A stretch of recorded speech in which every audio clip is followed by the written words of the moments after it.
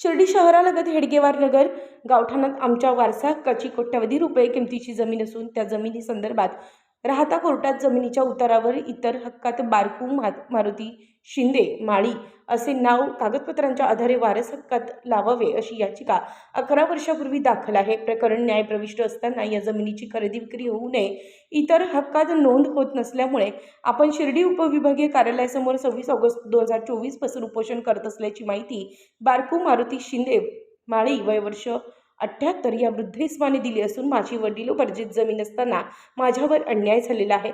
मीच खरा वारसदार आहे। तशी कागदपत्रे वेळोवेळी पुरावे देखील शासकीय यंत्रणेला दिली आहे, तरी देखील विक्री सुरू आहे। म्हणून माझी मुले भाऊसाहेब शिंदे, ज्ञानेश्वर शिंदे, सामाजिक कार्यकर्ते चंद्रकांत जाधव यांच्यासह जोपर्यंत न्याय मिळत नाही तोपर्यंत उपोषण सुरूच ठेवणार असून महसूल मंत्री राधाकृष्ण विखे पाटील यांनी न्याय देण्यासाठी लक्ष घालावं अशी मागणी करण्यात आली आहे।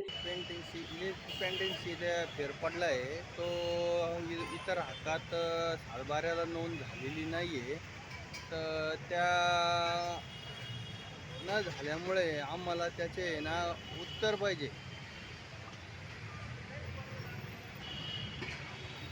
आणि आमचा हक्क म्हणजे मिळकतीमध्ये निम्मा हक्क आहे आमचा, त्याच्यावर आम्हाला वारसदार झालेला अन्याय तो